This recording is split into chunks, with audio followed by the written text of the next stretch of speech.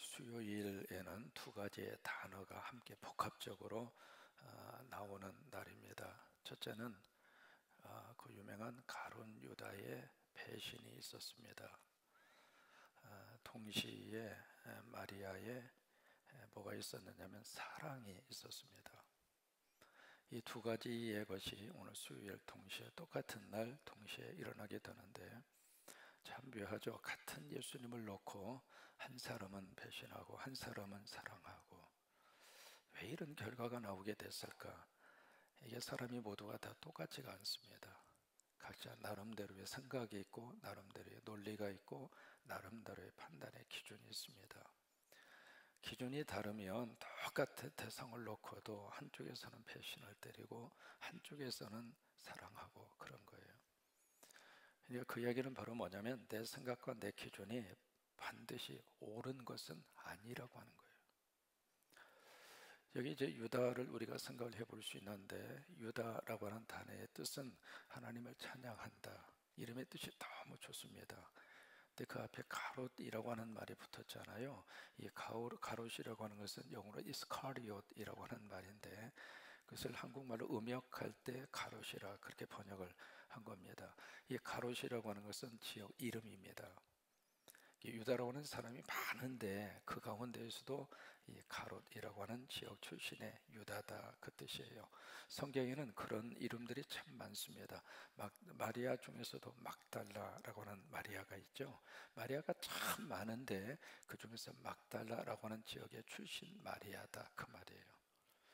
그래서 이제 이스카리옷이라고 하는 지역의 출신 유다가 왜 예수님을 배신하게 됐을까? 여러 가지 이유를 설명합니다만은 이제 그 중에서 한 가지 기억할 수 있는 것은 이 유다는 어디에 소속해져 있었느냐면 열심당원이었습니다. 열심당이라고 하는 당이 그 당시에 있었는데 영어로는 젤롯 당입니다. 이제 그 당시 로마 제국의 팔레스타인 지역을 통치하고 있었잖아요. 근데 거기에 기존에 살고 있었던 팔레스타인 이스라엘 사람들 가운데 뭐가 있었느냐면 하나의 조직이 된 어떤 애국 청년단 같은 조직이 있었습니다. 이게 하나님의 거룩한 땅을 이방 족속이 와서 통치하고 지배를 받는다. 이것은 우리가 도저히 자존심 상한다. 있을 수가 없다.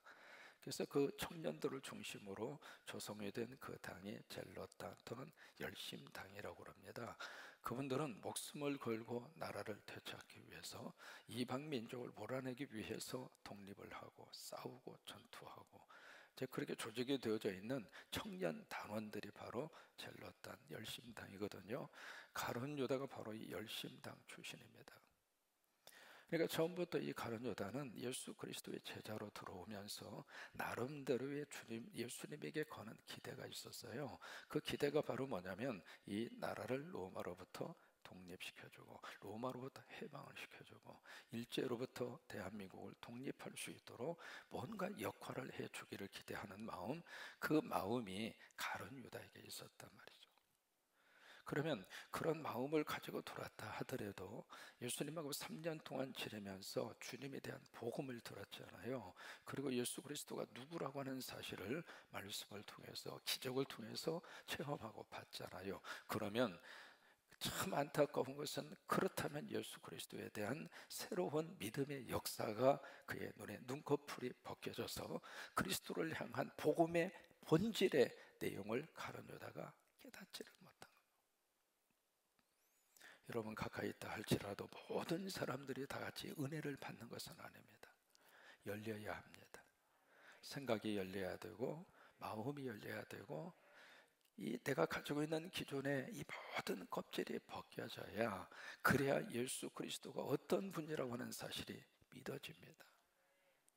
그래서 가룟 유다는 끝까지 그 기대치를 저버리지 않았던 것이죠. 때가 되면 예수님이 일어날 것이다. 저분의 능력이라면 얼마든지 이 이방 족속을 몰아낼 수 있는 힘이 저분의 능력 속에 있을 것이다.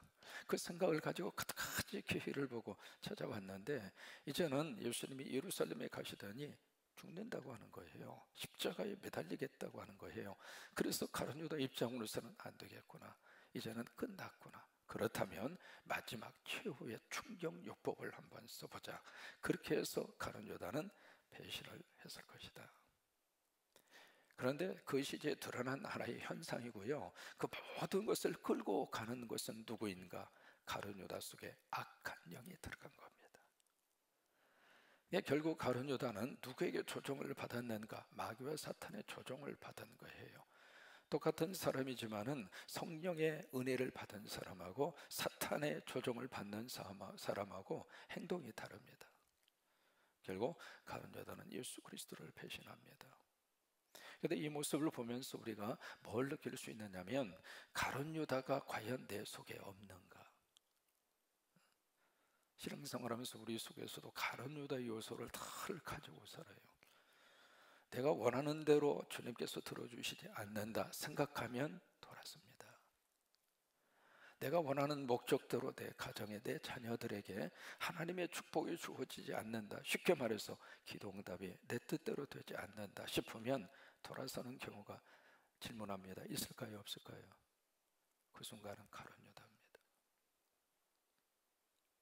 그러니까 가룟 유다를 제3자 입장에서 들여다보면 안 됩니다. 이 모습은 저의 속에서도, 여러분 속에서도 신앙생활하면서 우리 안에 가룟 유다의 요소를 다 가지고 살아요. 그래서 늘 우리 속에 필요한 것은 성령의 은혜입니다. 이 성령의 은혜를 받지 않으면 한순간순간마다 우리는 가룟 유다의 모습이 나도 모르게 드러나고, 나도 모르게 가룟 유다를 닮아가고 그래요. 그 다음에 두 번째는 마리아의 향유 옥합을 깨서 예수 그리스도에게 부어드리는 그 유명한 사건. 그 사건이 마리아를 통해서 예수 그리스도에게 임해지게 됐는데, 마리아는 뭘 발견했는가? 예수 그리스도가 누구라고 하는 사실을 마리아는 알게 된 거예요.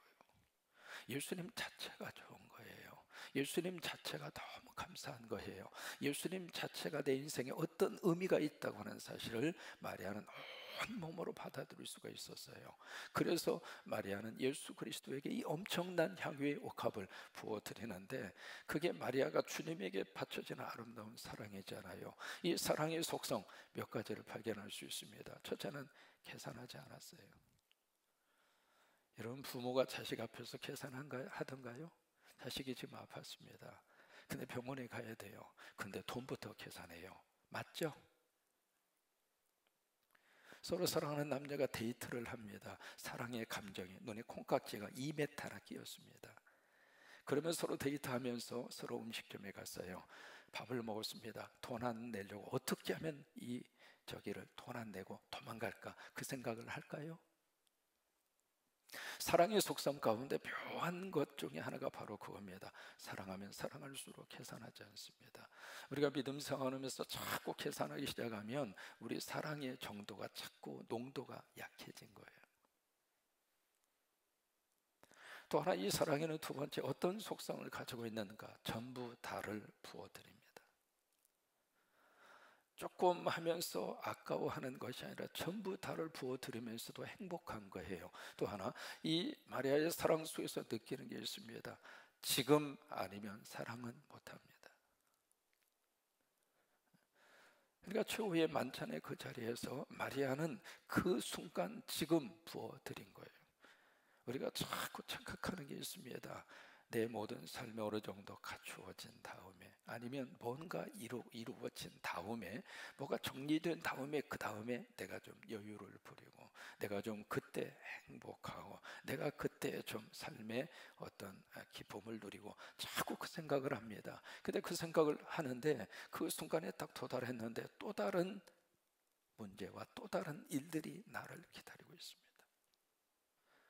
지금까지 우리가 살면서 깨달은 게 있습니다. 그게 이루어져서 내가 생각한 것을 누릴 수 있는 것은 아니구나. 애들이 어렸을 때는 학교만 들어가면 내가 좀 여유 있고 뭔가 폼나게 살고, 학교 들어갔습니다. 여유 있고 폼나게 사셨습니까? 애들 결혼만 다 시키면 이제 맘 편하게 여유롭게 살겠다, 결혼시켰습니다. 맘 편하십니까? 여유 있으십니까? 우리가 자꾸 거기에 대한 착각 속에서 우리들이 살아가고 있습니다. 아닙니다. 지금입니다. 지금 웃는 사람이 내일도 웃을 수 있습니다. 지금 행복하다 느끼는 사람이 내일도 행복할 수 있습니다. 지금 조금이라도 여유를 가지고 사는 사람이 내일도 여유를 가지고 살 수 있습니다. 커피 한 잔에 창밖을 바라보면서 피어오르는 벚꽃을 보고 참 좋다, 참 행복하다, 그 마음을 단 10초라도 느낄 수 있는 사람이 내일 똑같은 환경에서도 여유를 누리고 행복을 느낄 수 있습니다. 가장 중요한 것은 지금입니다. 지금이에요. 지금. 마리아는 바로 지금 하나님 앞에 부어드릴 수 있는 그 사랑, 부어드릴 수 있는 향유의 옥합, 그것으로 인해서 주님 앞에 사랑의 모습을 마리아는 쏟아부어 주었습니다. 우리 안에 마리아의 아름다운 영성이 우리 안에 그대로 일어날 수 있게 되기를 주의 이름으로 축원합니다. 예수님에게만 그렇게 하는 것이 아니라 내 가족에게도, 내 식구에게도, 함께 신앙생활하고 있는 우리 모든 성도들에게도 그런 은혜들이 임할 수 있게 되기를 주의 이름으로 축원합니다. 오늘 이제 사무엘상 11장을 읽으셨잖아요. 사울이 이제 뭐가 됐어요? 왕이 됐습니다. 왕이 됐는데 이 사울에게는 뭐가 있는가? 컴플렉스가 있습니다. 컴플렉스라고 하는 것은 약점이잖아요. 무슨 약점이 있는가? 이미 본인 스스로가 고백을 했습니다. 나는 이스라엘 지파 중에서도 가장 작은 지파다. 베냐민 지파 숫자적으로 600명밖에 없습니다. 맞아요. 틀린 말이 아닙니다. 나는 이 베냐민 지파 중에서도 많은 가문이 있는데 그 가문 가운데서도 가장 미약한 가문입니다. 맞습니다. 그게 이 사울에게 있어서는 하나의 컴플렉스 같은 거예요. 비록 하나님이 세우셨고 주의 종을 통해서 안수를 받고 그리고 제비를 뽑아서 왕이 됐잖아요. 외부적인 모든 조건은 다 완벽했습니다. 그런데 스스로 마음속에 그 컴플렉스라고 하는 이 브레이크가 사울을 지금 꽉 누르고 있습니다. 사람이 외부적으로 다 이루어졌다 하더라도 내적으로 그 컴플렉스라고 하는 브레이크 속에 딱 내가 이렇게 짓눌려져 있으면은 그 다음에 자신감도 없고 용기도 없고 그리고 그 왕으로서의 그 일을 제대로 감당할 수도 없는 거예요. 그런 상황에서 오늘 11장의 사건이 터진 겁니다. 여기 이제 길랏 야베스가 나오잖아요. 야베스 하면 역대상 4장 기억하시죠? 야베스의 기도, 유명한 야베스의 기도 기억하시잖아요.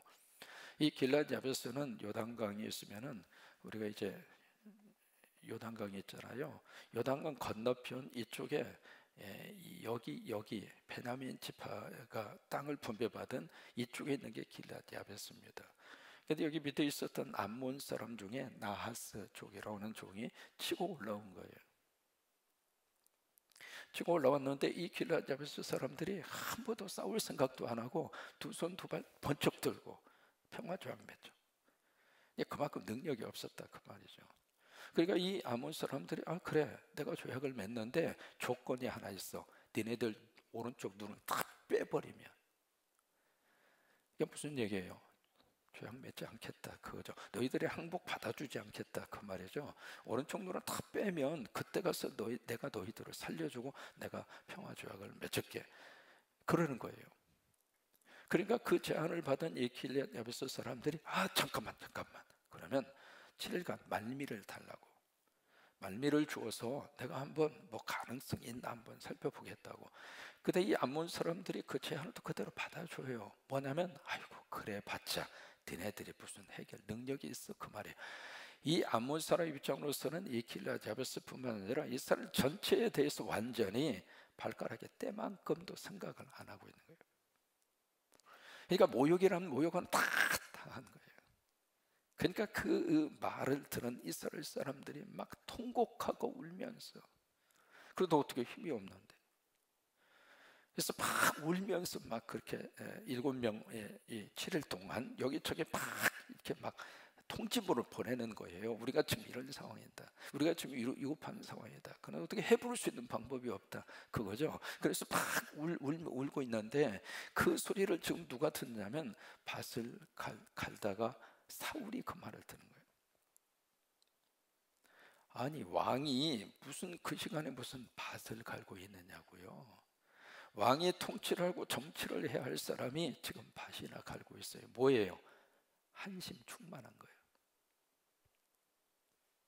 하나님의 어떤 사역의 현장으로 부름을 받긴 받았지만은 그 일을 감당할 만한 능력이 없다고 생각을 하고 자신의 어떤 약점과 컴플렉스 속에 완전히 사로잡혀서 사역의 현장을 떠난 거예요. 그러니까 밭이나 갈고 있는 거죠. 이 나라가 지금 위태위태한 거예요. 지금 완전히 점령당하게 생겼거든요. 그 상황 속에서 이 사울이 그 말을 듣고 속에서 뭐가 일어났는가? 분연이 확 하고 속에서 일어난 거예요. 그 마음을 누가 줬는가? 6절을 보시면은요, 오늘 부모로 읽은 말씀이거든요. 6절 함께 있습니다. 사울이 이 말을 들을 때 무슨 말을 들었느냐면 5절 그 이하에 6절에 보시면 백성들이 소리 높이 울잖아요. 그리고 우는데 사울이 밭에서 소를 몰고 오다가 왜 우냐? 왜 우냐? 그죠. 이 백성들이 왜 우냐? 그러니까 그들이 야베스의 말을 전해주잖아요. 이런 상황입니다. 그 말을 사울이 들을 때 그에게 뭐가 임하느냐면 하나님의 영이 감동합니다. 그러니까 우리로 말하면 성령이 임재한 거예요. 성령이 임재하니까 그 사울에게서 어떤 반응이 나오느냐면 그의 노가 어떻게 일어나요? 그게 일어납니다. 여러분, 모든 노가 죄는 아닙니다. 모든 분노와 화가 죄악은 아닙니다. 이때 지금 사울에게서 그 분노, 그 화를 누가 주셨는가? 성령님이 주신 거예요. 그것을 가르쳐서 우리가 뭐라고 이야기하는가? 의분이라고 합니다. 우리 믿는 사람들에게는 그게 필요합니다. 시대적으로 우리가 살면서 교회가 세상으로도 욕을 먹는다. 그렇다면 그것을 보면서 같이 맞장구를 치고 같이 희죽희죽 웃어주고, 그건 믿는 사람의 태도가 아닙니다. 속에서 의분이 나야죠. 내가 믿는 예수 그리스도를 누군가가 자꾸 모욕을 하고 그 예수 그리스도를 난도질을 하고 있다면 그 모습을 보면서 속에서 의분이 나야죠. 하나님의 교회를 이상한 루머로 막 흔들려고 하고 어떤 말을 지어내면서 교회를 막 이상한 분위기와 그런 모습으로 끌고 가려고 하는 세력이 있다면 내버려 두고 당신 하라고 그렇게 두는 것이 아니라 의분이 일어나야죠. 이럴 수는 없다. 그 의분을 누가 주는가? 하나님의 영이, 성령님이 이 사울에게 그 분노의 마음을 주어서 우리가 이렇게 당하고 살 수는 없다. 그래서 7절에 보시면 사울이 행동을 합니다. 소 2마리를 잡아서 각을 뜹니다. 토막을 낸 거죠. 토막을 내서 그 토막에 낸 그 소를 한 토막씩 각 지파에게 다 나누어 주면서, 만약에 오늘 나와 함께 하지 않는 사람이라면 이 송아지 토막 낸 것처럼 내가 가만두지 않을 것이라고.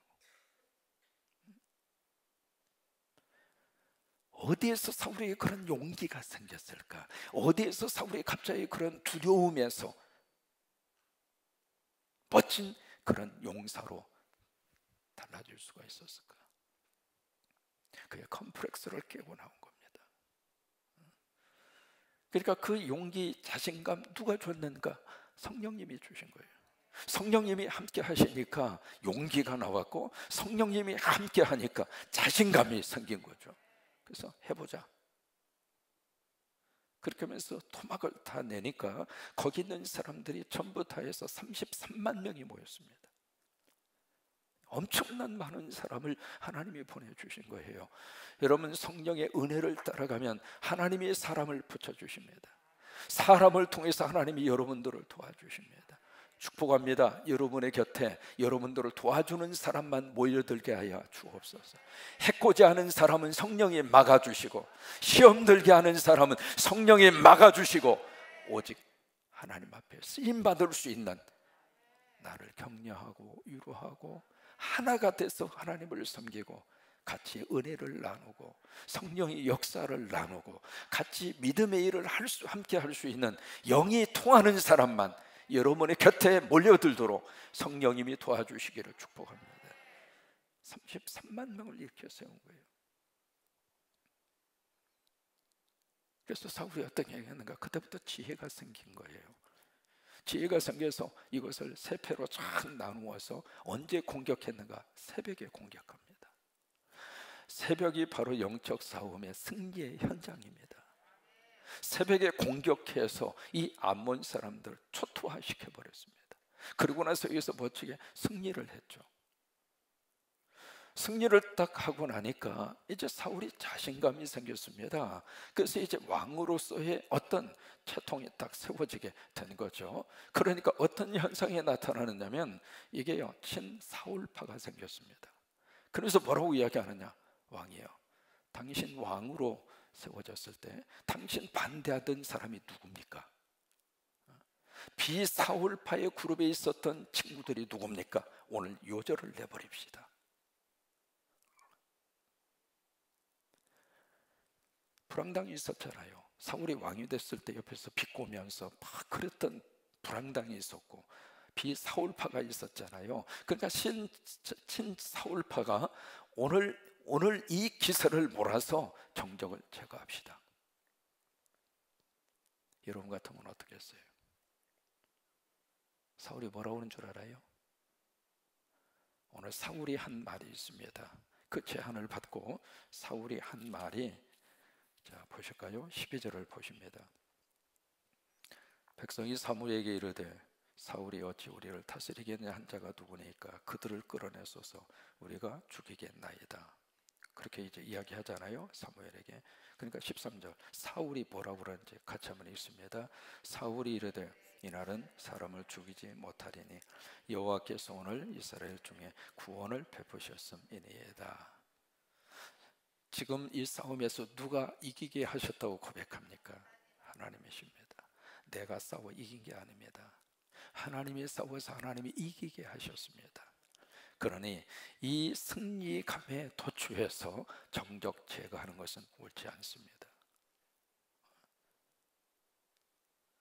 그러니까 이 사울에게 있어서 이 11장에서 우리가 보는 게 있습니다. 바로 뭐냐면 사울을 지금 이 귀한 모습으로 쭉 끌고 가는 그 원동력은 사울에게 있었던 것이 아니라 하나님의 영입니다. 성령님의 역사입니다. 성령님이 그를 그렇게 만드셨고, 성령님이 사울의 컴플렉스를 다 제거시키셔서 용기도 주시고 자신감도 주시고, 사람이 용기 있어라 그래서 용기가 있으면 얼마나 좋습니까? 그래 이름을 모두 다 용기라고 다 지어버리지 뭐. 그렇게 해서 용기가 생길 것 같으면 누가 벌벌 떨고 삽니까? 용기는 하나님의 은혜가 충만하고 성령의 역사가 있어야 그래야 용기가 생깁니다.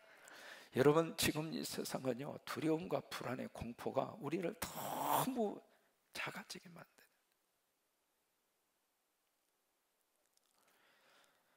조심하십시오. 우리가 할 수 있는 조심하고 나름대로 최선을 다하십시오. 그러나 그 이상의 심리적 현상의 위축은 받지 마세요. 우리는 부활을 믿는 사람입니다. 죽음 때문에 이 땅에서 벌벌벌 기다가 인생을 끝내는 그런 사람들이 아닙니다. 세상보다 크신 분을 믿는다고 하면서 세상의 위력 앞에, 세상의 어떤 힘 앞에 우리가 그냥 작은 쥐처럼 그렇게 벌벌벌 떨다가 인생을 그렇게 살다 끝낼 사람들이 아닙니다. 조심할 건 조심하지만, 그러나 믿음의 가장 중요한 본질마저 흔들릴 정도로 그렇게 불안과 두려움에 떨지는 말자, 그 말이에요.